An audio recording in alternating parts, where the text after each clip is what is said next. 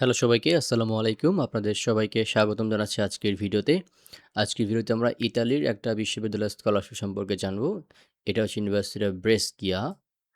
তো স্কলারশিপটা হচ্ছে star scholarship নামে পরিচিত করা হয়েছে। এটা মূলত ইউনিভার্সিটির বাইরে ইউরোপিয়ান ইউনিয়ন এবং এশিয়ান এই ২ টা অর্গানাইজেশন মিলে হচ্ছে এটাকে ফান্ড করা হয় এবং এই স্কলারশিপ হচ্ছে আপনার সব লেভেলের স্টুডেন্টদেরকে দেয়া হয়ে থাকে এবং স্পেশালি এরা ডেভেলপিং কান্ট্রিজের উপরে ফোকাস করে দেয় এবং এই স্কলারশিপে আরও ভালো, ভালো কিছু বেনিফিট আছে যেগুলো সম্পর্কে আমরা এখনই জানবো।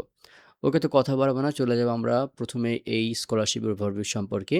প্রথমে ইউনিভার্সিটির নাম আছে একাডেমিক ইয়ার ২৬-২৭।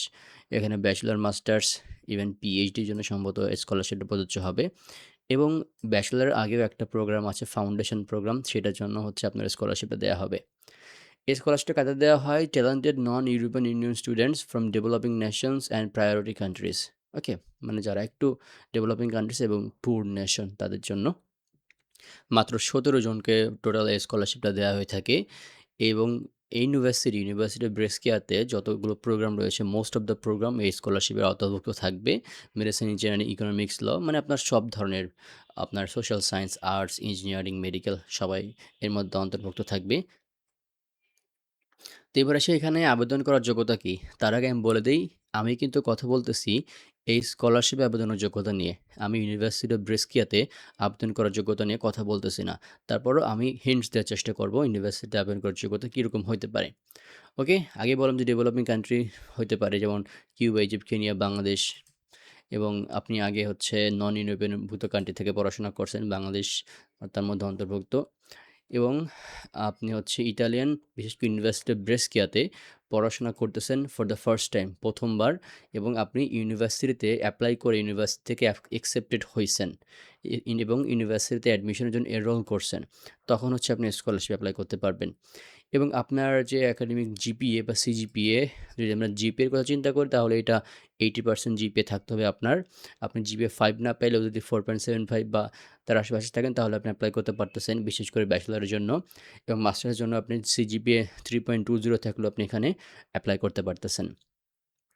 এবং ল্যাঙ্গুয়েজ রিকোয়ারমেন্ট হচ্ছে B2 লেভেল ইংলিশ এখানে প্রয়োজন হয়। যদি আমরা IELTS এর সাথে রিলেভেন্ট করি তাইলে হচ্ছে এটা 6.5 বা 6 এর আশেপাশে থাকে। ওকে? অ্যান্ড যদি আপনি মিডিয়াম অফ ইনস্ট্রাকশন দিয়ে অ্যাপ্লাই করেন ইউনিভার্সিটি তাহলে আপনি এখানেও MOI দেখাইতে পারবেন। সেক্ষেত্রে একটা ভালো আপনার সুবিধা বলা চলে এটাকে। ওকে? অ্যান্ড এখানে বলছে কি যে যারা ব্যাচেলর অ্যাপ্লাই করেন তারা যদি ফাউন্ডেশন ইয়ারেও যেতে চান, অর্থাৎ ইটালিয়ান ভাষা ট্রেনিং বা অন্যান্য সকল যে প্রিয় ট্রেনিং রয়েছে সেগুলো তারা আপনাকে হেল্প করবে এবং সেগুলো স্কলারশিপের আওতাভুক্ত থাকবে। ওকে?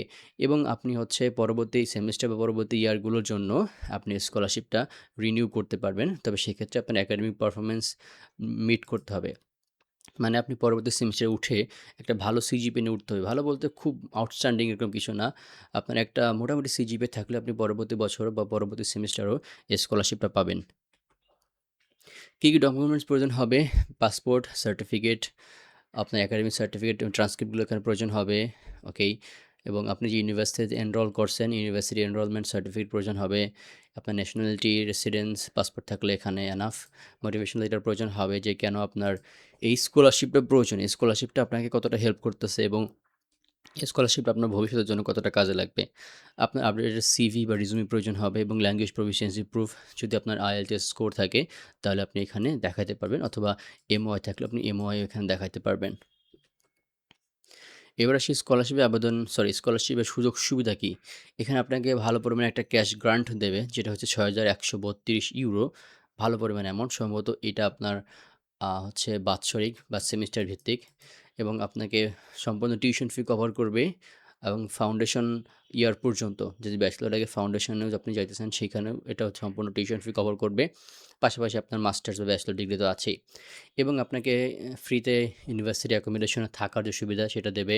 আপনাকে খাবার, যে ক্যাটারিং সার্ভিস বা মিল সার্ভিস রয়েছে সেখানে আপনাকে খাবার সুবিধা দেবে এবং পাবলিক ট্রান্সপোর্টে যাতায়াতের জন্য আপনাকে ডিসকাউন্ট পাস দেবে এখানে, এবং €৫০০ মতো একটা হেলথ ইন্স্যুরেন্স দেয়।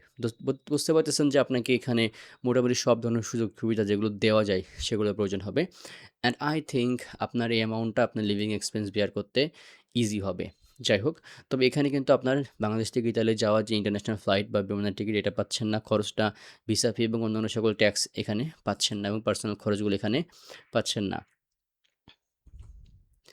এবার আসি যে এই স্কলারশিপে আবেদনের প্রসেসটা আসলে কী? আপনাকে আগে ইউনিভার্সিটিতে এপ্লাই করতে হবে। আগেই বলছি আপনি কোথায় এপ্লাই করতে পারতেছেন, কোন প্রোগ্রামে সেটা চুজ করে অ্যাপ্লিকেশন করে ফেলবেন। ওকে? অ্যান্ড দেন ইউনিভার্সিটি এপ্লাই হয়ে গেলে আপনাকে হচ্ছে স্কলারশিপ এপ্লাই করার যে পোর্টাল আছে অ্যাপ্লিকেশন লিঙ্ক সেখানে গিয়ে যাবতীয় সকল ইনফরমেশন ফর্ম পূরণ করা এবং যেগুলো ডকুমেন্টস প্রয়োজন আছে সেই ডকুমেন্টসগুলো এখানে সাবমিট করতে হবে স্ক্যান করে। তো স্ক্যান করে সাবমিট করতে গেলেই হবে এনাফ। ওকেই? অ্যান্ড এখানে বলছে যে আপনি স্কলারশিপ এপ্লাই করার পরবর্তীতে ভিসার জন্য এপ্লাই করতে পারেন। কারণ হচ্ছে আপনি যদি স্কলারশিপটা হোল্ড করেন বা স্কলারশিপ পেয়ে যান, দেন হচ্ছে আপনার জন্য অনেকটা সুবিধা হবে ভিসা পাওয়ার জন্য দ্রুত। তো আবেদনটা বর্তমানে চলবে মার্চের ১৫ তারিখ পর্যন্ত ইটালিয়ান টাইম এবং যারা হচ্ছে মাস্টার্স জন্য এপ্লাই করবেন তাদের জন্য হচ্ছে ডেডলাইনটা একটু বেশি হইতে পারে বা ভিন্ন হইতে পারে। আপনাদেরকে আমি যে ওয়েব লিঙ্ক দিব, সেই লিঙ্কে ঢুকে আপনারা হচ্ছে আপডেটেড যে ডেডলাইন বা তারিখটা সেটা ভালো করে জানতে পারবেন। এখানে কিছু টিপস দেওয়া আছে যার মধ্যে রয়েছে যে আপনার যে মোটিভেশন লেটার এটার উপর ডিপেন্ড করে মূলত আপনাকে স্কলারশিপটা দেওয়া হয়। যেহেতু এটা আপনার ডেভেলপিং কান্ট্রিজ এবং পুর কান্ট্রিজদের দেওয়া হচ্ছে সেক্ষেত্রে আপনার ফাইন্যান্সিয়াল কন্ডিশন এটা বোঝাতে হবে এবং আপনি যে একটা আউটস্ট্যান্ডিং স্টুডেন্ট, আপনার মেধা আছে কিন্তু আপনার টাকা পয়সা নাই, এই জিনিসটা ভালো করে বোঝাতে হবে মোটিভেশন লেটারের মধ্যে, বুঝতে পারছেন? আর হচ্ছে ডকুমেন্টসগুলো দেখবেন সব ঠিকঠাক মতো আছে কিনা, ট্রান্সলেশন প্রয়োজন হলে ট্রান্সলেট করে নেবেন এবং যেই স্টেপে এরা হচ্ছে আপনার ডকুমেন্টগুলো সাবমিট করা লাগতে পারে বলবে সেভাবে হচ্ছে আপনি ডকুমেন্টগুলো সাবমিট করবেন। এইগুলোর সব ইনস্ট্রাকশন কিন্তু যখন আপনারা এপ্লাই করবেন তখন আপনারা পেয়ে যাবেন। তো এই ছিল আজকের ভিডিও। সম্পূর্ণ ভিডিও শেষ পর্যন্ত দেখার জন্য অসংখ্য ধন্যবাদ। সবাই ভালো এবং সুস্থ থাকবেন। সবার জন্য অনেক, অনেক শুভকামনা রইলো। আসসালামু আলাইকুম।